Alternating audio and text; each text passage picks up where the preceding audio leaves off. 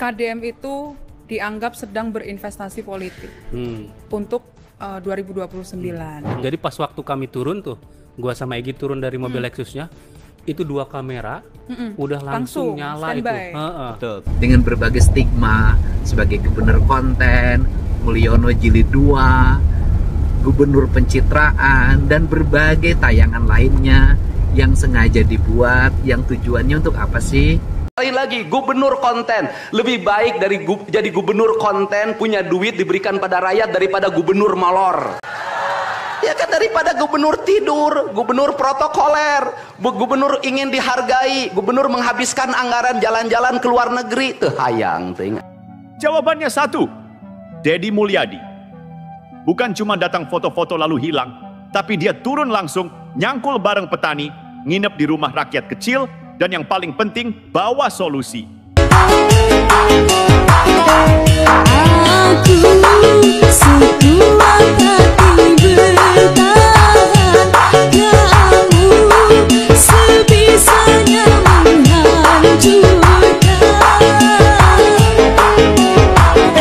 Belum 100 hari, kinerja Kang Deddy Mulyadi sudah banyak yang nyinyirin. Ada yang mengatakan gubernur konten, jabat pencitraan ya. KDM itu dianggap sedang berinvestasi politik untuk 2029. Jadi pas waktu kami turun tuh, gua sama Egy turun dari mobil Lexusnya, itu 2 kamera udah langsung nyala itu. Betul. Seenggaknya ada 4 kameramen yang selalu standby kemanapun Deddy Mulyadi ini pergi gitu. Dan sekarang ada 2 tim untuk videografer. Betul. Jadi mereka itu Deddy itu juga sempat beberapa kali mengupload video yang dia bawa sendiri. Tapi memang Deddy ini setelah menjabat 3-4 bulan ini ya, sejak Februari, memang banyak membuat kebijakan yang kontroversial ya. Udah soal anggaran gitu ya, yang ternyata kalau kita dapat ceritanya juga ternyata banyak diprotes oleh orang-orang DPRD ya, Wan ya. Iya. Setelah bisa melewati masa-masa sulit, menyelamatkan anak remaja di Jawa Barat dari berbagai problem kriminal yang dialaminya melalui pola pendidikan disiplin yang dilakukan di barak militer, kini berbagai pihak mulai mengepung kembali dengan berbagai stigma sebagai gubernur konten, Mulyono Jilid 2, gubernur pencitraan, dan berbagai tayangan lainnya yang sengaja dibuat, yang tujuannya untuk apa sih? Tujuannya satu, mereka itu ternyata sangat memperhatikan pada saya, sehingga apapun yang saya lakukan mereka komentari dan saya menyukainya. Dan ini dilakukan kebanyakan bukan orang Jawa Barat, tapi orang luar Jawa Barat. Artinya kelihatannya banyak warga yang di luar Jawa Barat kesel sama saya. Karena kesel sama saya, akhirnya tiap hari merhatiin saya. Karena merhatiin saya, apapun dia buat dalam setiap hari, dari mulai video-video saya zaman kapan itu dianggap video hari ini. Video saya yang lagi bikin adukan itu sekitar 6 tahun yang lalu dibuat seolah-olah saya gubernur hari ini kerjanya ngaduk untuk bikin konten. Tapi bagi saya nggak ada masalah. Terima kasih ya telah berupaya terus menggiring opini, mengarahkan publik agar saya dibenci oleh warga. Yakinlah, cinta yang sejati tak akan pernah bisa dipatahkan oleh berbagai upaya untuk memisahkan antara saya dan warga saya untuk saling menyayangi. Banyak orang yang kisah cintanya justru menjadi kisah cinta dramatik karena terlalu banyak orang yang iri untuk memisahkannya.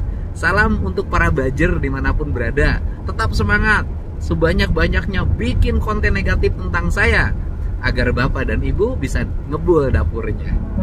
Assalamualaikum warahmatullahi wabarakatuh. Salam sejahtera untuk kita semua. Apa kabar warga Jawa Barat dan seluruh rakyat Indonesia yang masih waras dan peduli? Semoga selalu sehat, diberi kekuatan, dan tetap punya nurani. Karena di tengah gaduhnya politik hari ini, yang paling langka bukan suara partai, tapi suara hati rakyat. Terima kasih sudah klik video ini. Terima kasih karena Anda masih mau mendengar tentang hal yang nyata, bukan tentang mereka yang sibuk tampil tapi lupa bekerja.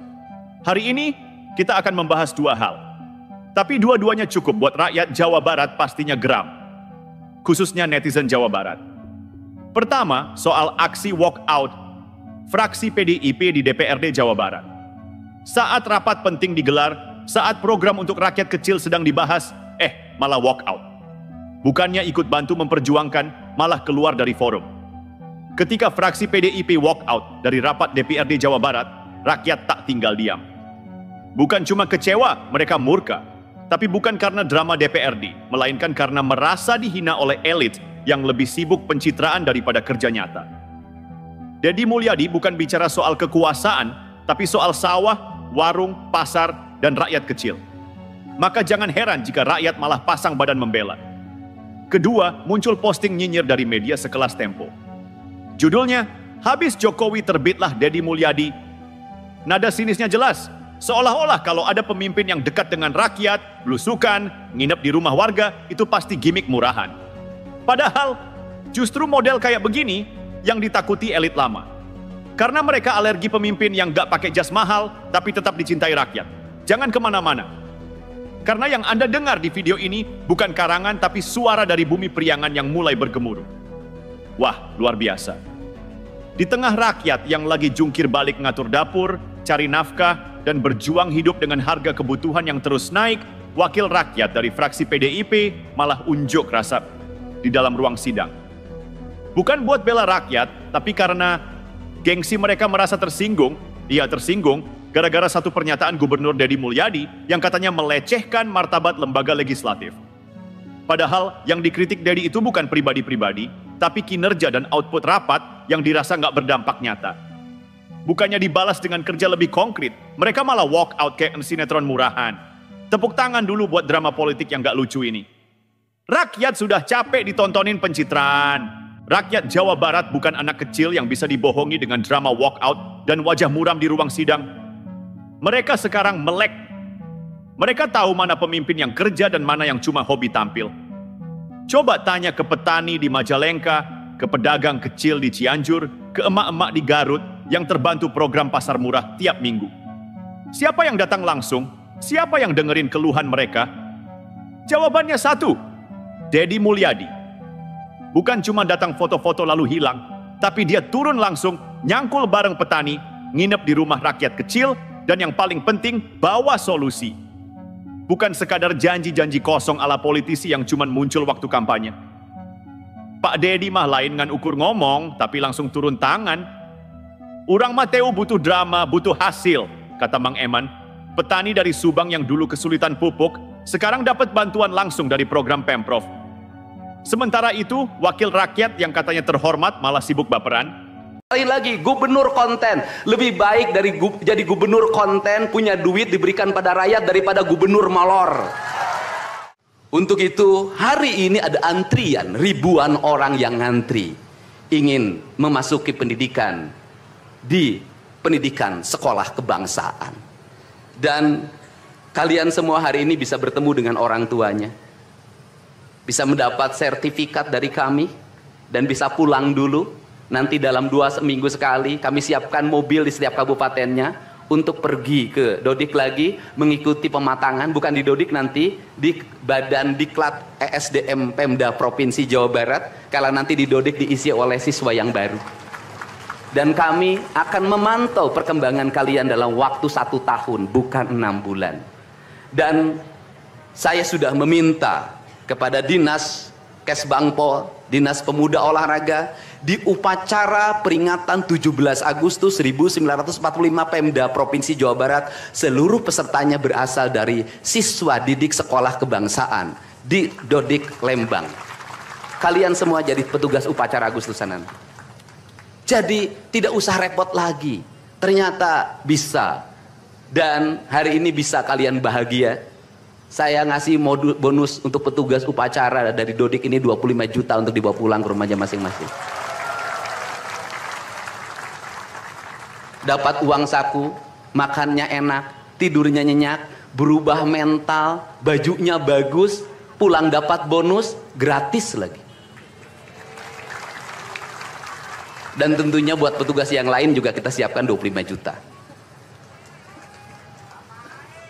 Nanti ditanya lagi, itu duit dari mana? Ladang onten.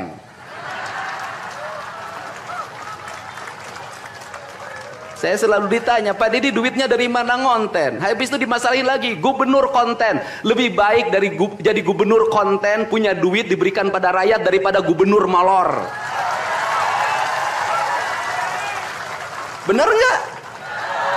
Ya kan, daripada gubernur tidur, gubernur protokoler, gubernur ingin dihargai, gubernur menghabiskan anggaran jalan-jalan ke luar negeri. Teu hayang teuing aing.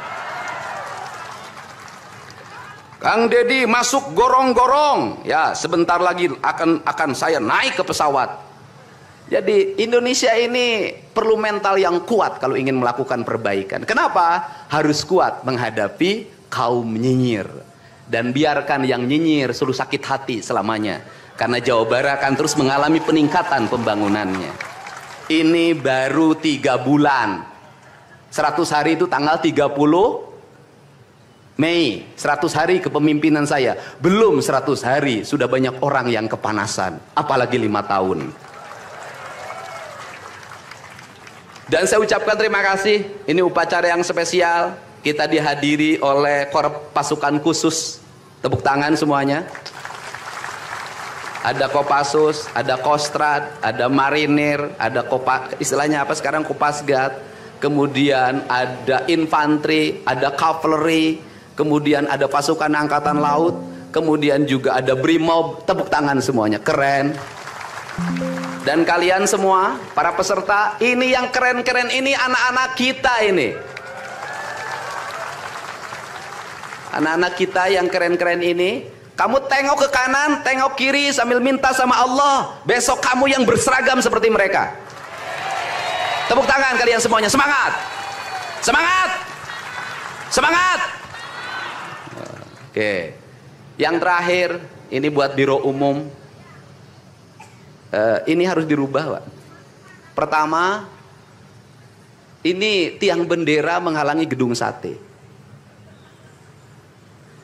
Benderanya nanti harus digeser ke sebelah sana. Dan nanti kalau upacara tidak menghadap ke sana, tapi dari sini menghadap ke sana. Agar panorama itunya tetap terlihat.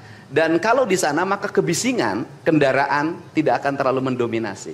Ini Feng Shui cara menata bangunan. Jadi saya dari tadi mandang gedung sate nggak bisa karena terpotong oleh tiang bendera. Dan nanti bagian protokoler itu masang podium nggak lurus ke tiangnya, agak mencong-mencong dikit. Maklum Pemda masih belum pakai rasa, masih pakai DPA. Yang penting di DPA-nya juga tidak melanggar. Nah ini saya ini orang estetik, dan di Pemda ini tidak pernah ada rapat untuk merumuskan ini. Cukup WA, Pak Sekda, Kesbangpol, Dinas Pendidikan, besok kita lakukan ini, anak-anak bajunya ini. Dan saya terima kasih buat PLT Dinas Pendidikan yang stresnya banyak, suaranya sampai hilang, saking takut. Luar biasa. Berdiri dong Kepala Dinas Pendidikan PLT. Di depan kamu pindah. Suaranya hilang. Pernah saya marahin malam-malam, kamu belum tahu cara kerja saya. Karena sekarang sudah tahu ternyata Sang Kuryang tuh hidup di sini. Ya, Pak. Silakan duduk depan, Pak. Di depan, Pak, duduk.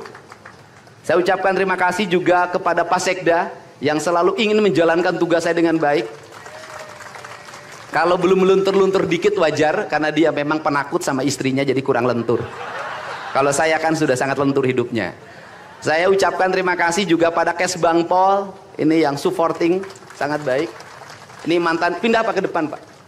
Ini jajaran protokoler, dan saya ucapkan terima kasih pada Pangdam 3 Siliwangi yang support full. Terima kasih. Kemudian Pangkostrat yang di Purwakarta juga melaksanakan dan berbagai divisi.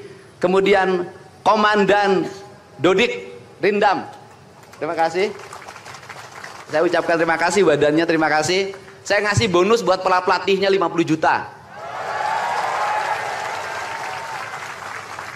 Saya ini urusan rasa, Bu. Orang tuanya itu jangan hanya bertepuk tangan. Mohon maaf. Ada terpanggil dalam jiwanya. Anak-anak saya kok bisa hebat begini ya? Dari rumah itu bawa bakakan. Mohon maaf.